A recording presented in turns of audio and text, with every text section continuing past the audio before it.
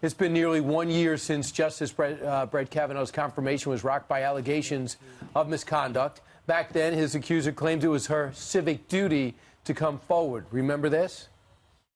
I am here because I believe it is my civic duty to tell you what happened to me. My motivation in coming forward was to be helpful and to provide facts about how Mr. Kavanaugh's actions have damaged my life so that you could take into a serious consideration as you make your decision.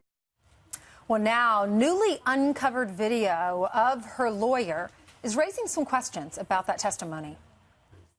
He will always have an asterisk next to his name. When he takes a scalpel to Roe v. Wade, we will know who he is, we know his character, and we know what motivates him, and that is important. It is important that we know, and that was part of what motivated Christine. Our next guest was the first to report on that, and it's all in his new book, Search and Destroy, Inside the Campaign Against Brett Kavanaugh. Joining us right now is reporter for American Lawyer magazine and author Ryan Lovelace. He joins us from D.C. Ryan, good morning to you. Good morning. Morning. I know you have not spoken to Christine Blasey Ford, but you have found this video that was on a website for the last 5 months where it talks, Deborah Katz, her lawyer, talks about motivation. So you're connecting dots. What does it all mean?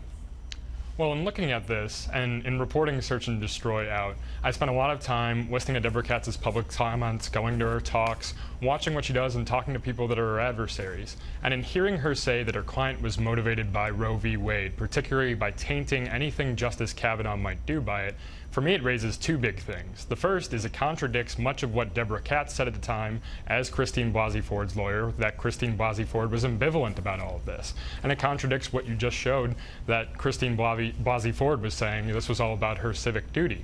It raises a lot of questions regarding what was the actual motivation. And if she was in fact motivated by trying to taint Justice Kavanaugh, for what purpose was that? And then, secondly, as you mentioned, this video has been available publicly for some time, but really no one in the press has paid attention to it. And I really think it starts to show some of the negligence that went on in terms of the coverage of this story and really investigating and getting to the bottom of all of the intent and motivation of what happened. And Ryan, had people known about this motivation comment, perhaps those senators would have directed their questions differently.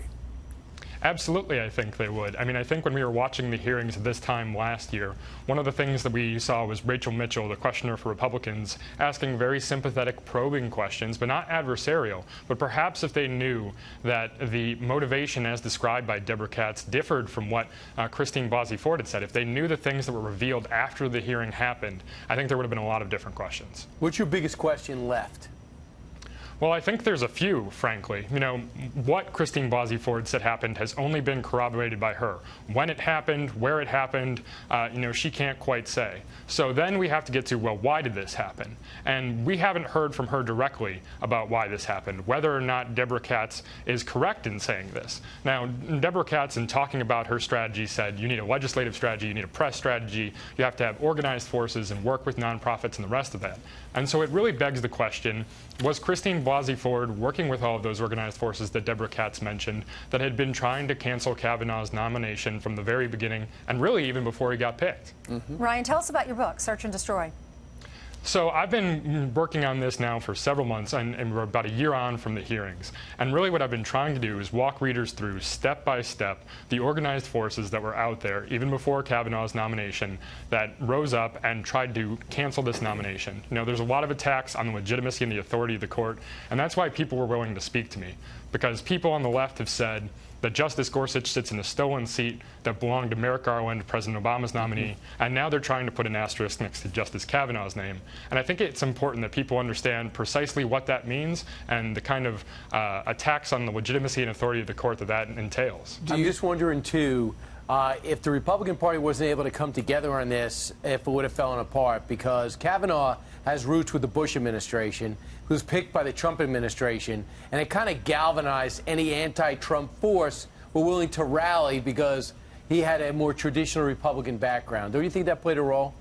I think it did. And in talking to folks, what you really hear also is that this was one of the most things, the Supreme Court nominations have been a galvanizing and uniting moment for conservatives and Republicans writ large. But we really saw towards the end of the process, when Michael Avenatti stepped forward, that was a moment at which, Republicans and conservatives kind of got their spine back and then really stepped up and kind of came together. And had that not happened, we'd be in a much different place right now, I think. All right. Ryan Lovelace's brand new book is called Search and Destroy: Inside the Campaign Against Brett Kavanaugh. Ryan, thank you very much. Thanks, Ryan. Thank you.